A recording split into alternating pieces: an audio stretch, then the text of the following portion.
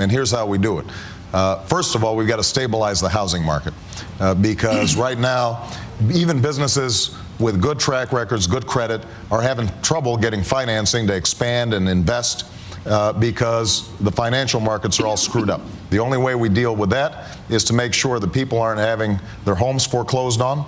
And so I'm working with Chris Dodd to put together a program where the Federal Housing Administration helps borrowers and lenders negotiate to settle on a fixed mortgage that homeowners can pay and allows them to stay in their homes, so we're not continuing to see home values drop.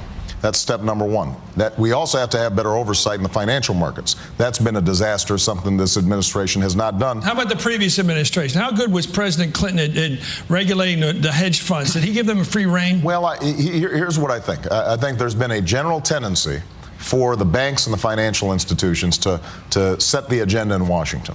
And to write under Democrats and Republicans. And what's happened is that they have constantly pushed for deregulation. Some of that deregulation is useful. Some of it allows for the kinds of predatory loans that have been getting us into trouble. So we've got to get the housing market set. Then what we have to do is start ending the war in Iraq, reinvesting in infrastructure, roads, bridges, locks, dams. That puts people to work. Like I-95 out here. Absolutely. We had a little problem, out here. And that puts people back to work. Yeah. Especially folks from the construction industry that have been laid off because of the housing slump. And then what we have to do is get our tax code right, stop giving tax breaks to companies that ship jobs overseas, invest in companies that are investing right here in the United States of America. And the last point, the possibility of new jobs in new sectors like energy. I went to a steel mill that had closed and now has been converted, and it's making something big, those big windmills that are producing green energy for America. Those jobs are not being shipped overseas, and you've got unionized steel workers in those plants making jobs. That's got to be the direction that we move on in the future. That's out in Bucks County, right? Absolutely. Let me ask you, when we come back, I'm going to ask you, that's day job for the president. I want to ask you what you're going to be like at 3 o'clock in the morning when we get right back. More with Hardball and Senator Barack Obama. When we come back on the College Tour at Westchester University in Pennsylvania.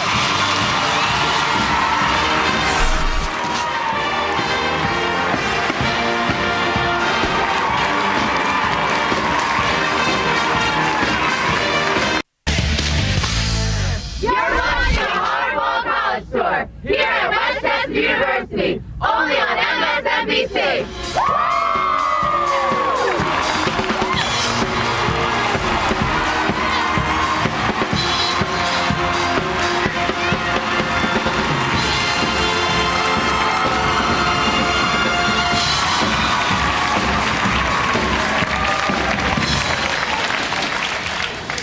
Welcome back to Westchester University, and outside Philadelphia. You have the first question of the night.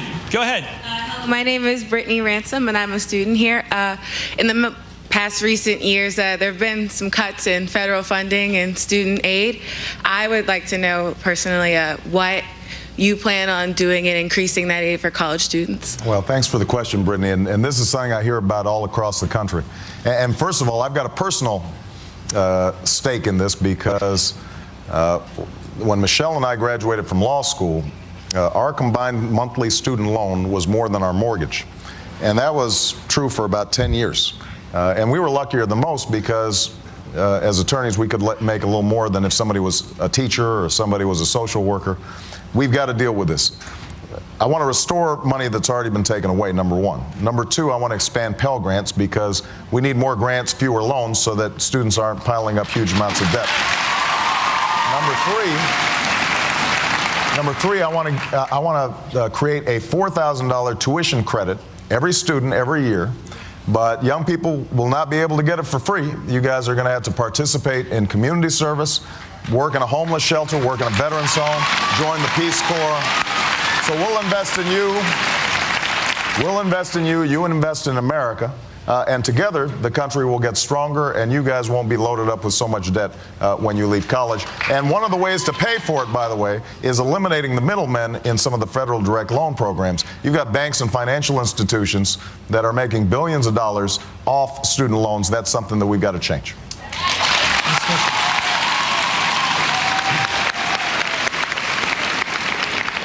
Hi, Hi, my name is Shane Daniels. I'm interested in how has this campaign and your situation with your pastor affected your spiritual life, and how will that influence your presidency? That's an interesting question. You know, I am a Christian, and I pray every night. And when you're running for president, you pray even more. Although it's interesting, what I pray for, the longer I'm in this, is less about me and more about, first of all, making sure my family's okay. But the second thing is that whatever I'm doing is actually good for the people I want to serve and good for the country. The longer I'm in this process, the more you realize that you're going to be successful if you can get your ego out of it and focus on the job that needs to be done and what people are going through that I talk to every day. You know, obviously there is a flap in terms of my former pastor, and that was a difficult moment. You know, this is somebody who, on the one hand, is a good man, but said some things that I deeply disagree with. And, you know, I tried to give a speech here in Philadelphia to indicate the broader context of the anger that still exists and the resentments that still exist between the races. And, you know, my belief is that, you know, one of the important things about my Christian faith is that you forgive people, you try to understand them, and, you know, ultimately, you know, judge is going to be, God is going to be somebody who's making judgments about many of these things. So I'm just going to stay focused on the job that I'm doing, and hopefully you'll pray for me too. Next question. Hello, Chris. Hi, Senator Obama. I'm interested, I understand that you want to increase the teacher salaries, which I'm all for since I'll be a teacher. But I want to know your stance on merit pay and how it will affect special education teachers and then those in low SES areas. Well, I am not in favor of merit pay as it's currently understood, which basically... Neither is that lady over there. Which basically involves taking test scores and then rewarding people on how they score on tests, how students score on tests, because the problem is, let's say, special ed students or ESL students. By definition, special ed students are behind and may need special help. They may not move at the same pace, even though we can aspire to make sure that they get the best education possible.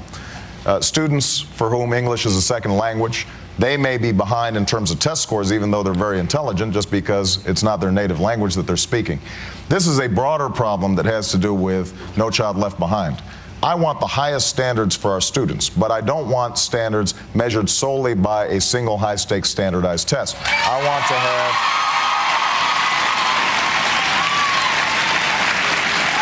I want to make sure that our standards are crafted with educators, with teachers. I do believe in creating career ladders for teachers so that if they become a master teacher, if they become nationally board certified, if they've done other things to improve their own professional development, that they can potentially get more pay. I think that's important. Okay.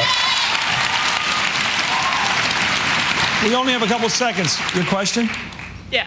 Hi, my name is Leslie Rutkay, and as a type 1 diabetic, I was just wondering what you were going to do to gain further support for stem cell research. Well, the thing is, actually, we have enough support in the Senate and the House to pass this bill. George Bush has vetoed it. Here's what we'll do. We just need one more vote, and that's the vote of the president. And since I'll be the president, we will sign stem cell research. We're going to come right back with some 3 o'clock in the morning questions for Senator Barack Obama. More of the Hardball College Tour from Westchester University.